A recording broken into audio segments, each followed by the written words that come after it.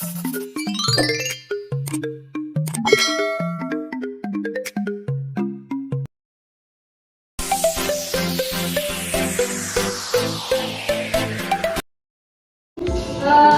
warahmatullahi wabarakatuh.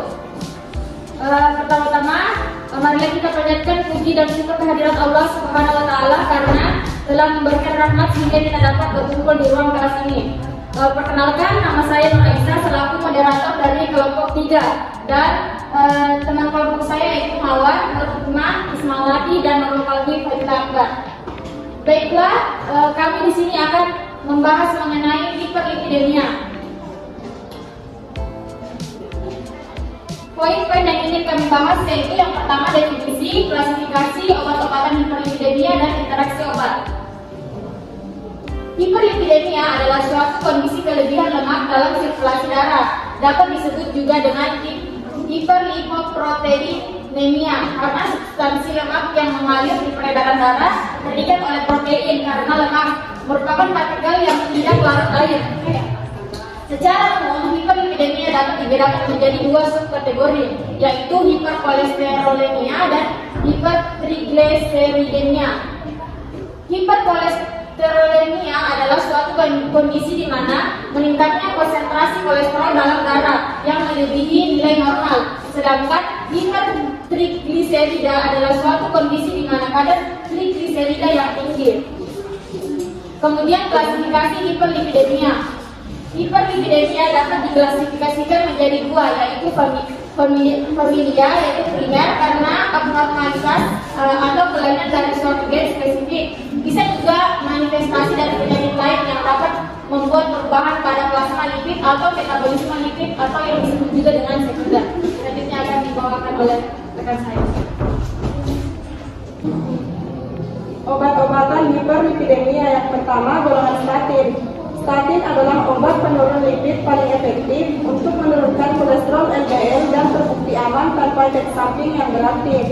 Selain berfungsi untuk menurunkan kolesterol LDL, statin juga mempunyai efek meningkatkan kolesterol HDL dan menurunkan trigliserida.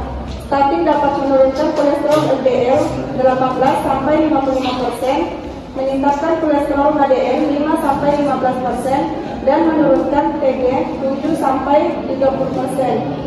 Contoh obatnya yaitu simvastatin, atorvastatin, rosuvastatin, rovastatin, fulvastatin, dan pravastatin.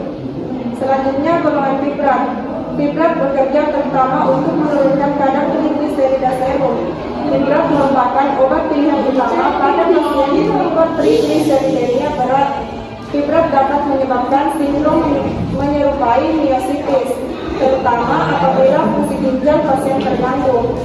Kombinasi fibrat dengan statin meningkatkan resiko efek pada otot, terutama rhabdomyolysis, dan harus digunakan dengan hati-hati dan sebaiknya dilakukan pemantauan fungsi ginjal dan kreatinin kinase. Contoh obatnya gemfibrozil dan statin. Tidak boleh digunakan secara bersamaan. Selanjutnya golongan asam nikotinat. Asam nikotinat menghambat mobilisasi asam lemak bebas dari jaringan lemak ke hepar sehingga sintesis trigliserida dan sekresi kolesterol VLDL di hepar berkurang. Asam nikotinat juga mencegah konversi kolesterol VLDL menjadi kolesterol LDL, mengubah kolesterol LDL dari partikel kecil menjadi partikel besar dan menurunkan konsentrasi LPA. Contoh obatnya asam nikotinat. Selanjutnya golongan inhibitor absorpsi kolesterol. Contoh obat ezetimibe merupakan obat penurun lipid pertama yang menghambat aliran kolesterol LDL dan kolesterol ongkodi tanpa mempengaruhi absorpsi nutrisi yang larut dalam lemak. Dosis ezetimibe yang direkomendasikan adalah 10 mg per hari dan harus digunakan bersama statin, kecuali pada keadaan tidak toleran terhadap statin, di mana dapat digunakan secara tunggal. Kombinasi statin dengan ezetimibe menurunkan kolesterol LDL lebih besar daripada mengandalkan dosis statin.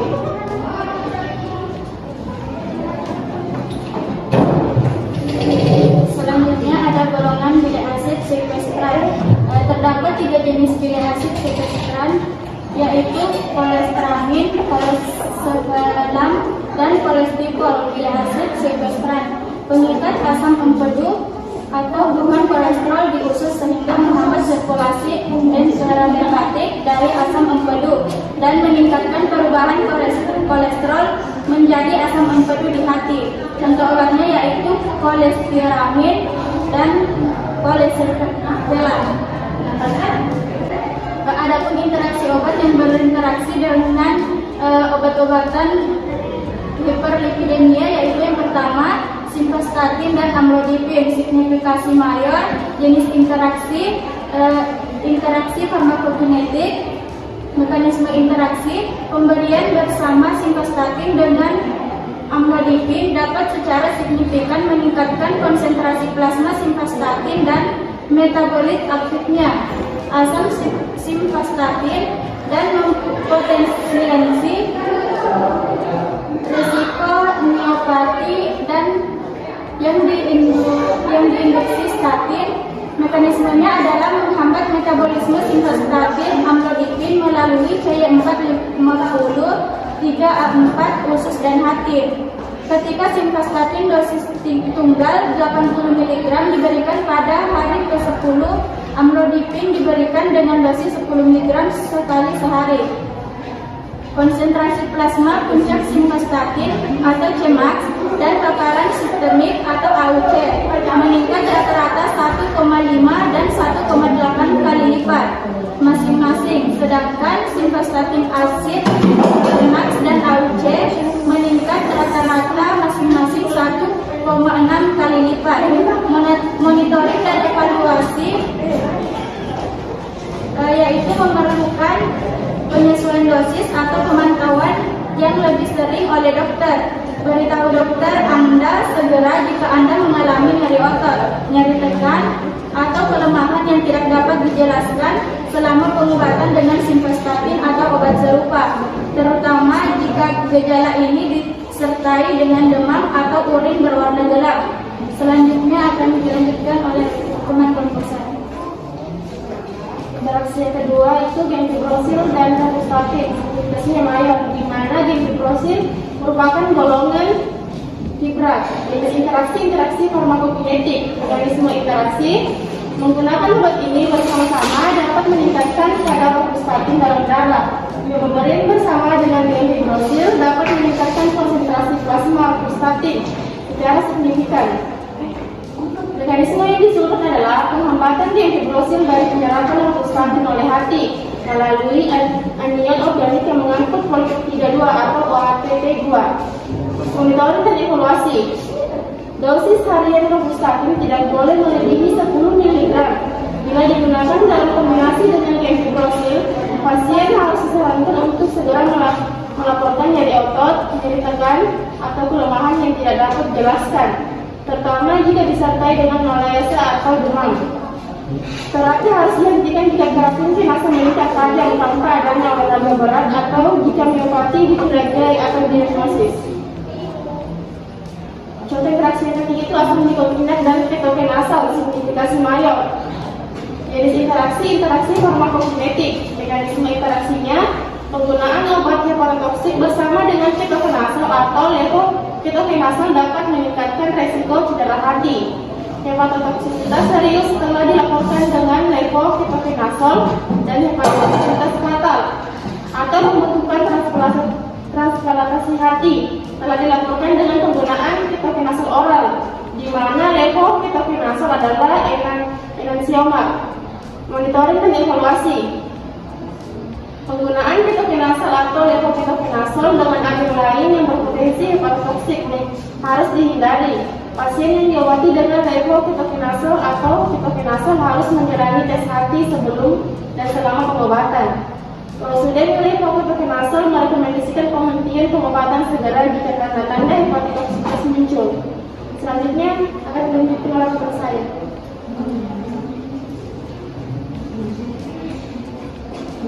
Jenis interaksi selanjutnya yaitu ada interaksi obat dari ezetimibe dan darutamid.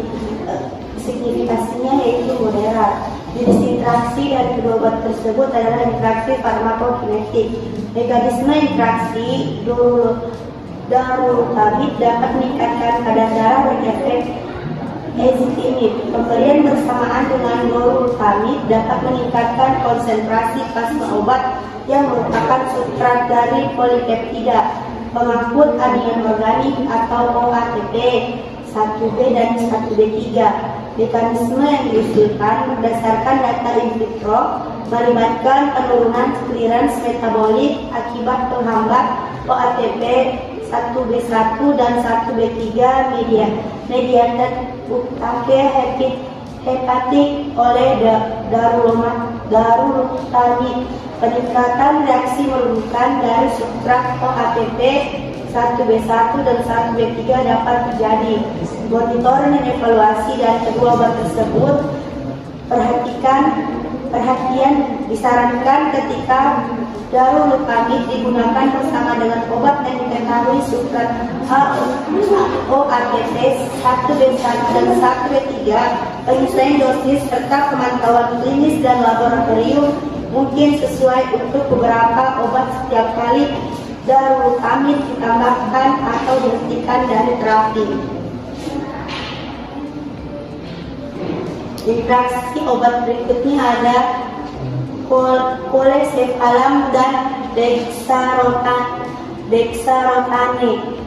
Signifikasinya mayor. Jenis interaksi kedua obat tersebut adalah interaksi farmakokinetik. Mekanisme interaksi menggunakan dexarotane bersamaan dengan kolesefalam dapat meningkatkan resiko pankreatitis atau radang pankreas. Pemberian bersama dengan obat lain yang diketahui meningkatkan kadar trigliserida atau menyebabkan toksisitas pankreas dapat mempotensi resiko pankreatitis terkait dengan penggunaan dexarotane. Monitoring dan evaluasinya, disarankan ketika dexarotane diberikan dalam kombinasi dengan obat lain yang diketahui meningkatkan kadar trigliserida atau terkait dengan toksisitas pankreas. Faktor resiko lain seperti riwayat pankreatitis, hiperlipidemia, penyakit yang terkontrol, konsumsi alkohol yang berlebihan, diabetes mellitus dan tidak terkontrol, atau penyakit saluran empedu juga harus dipertimbangkan saat menimbang manfaat versus resiko terapi dexarotane.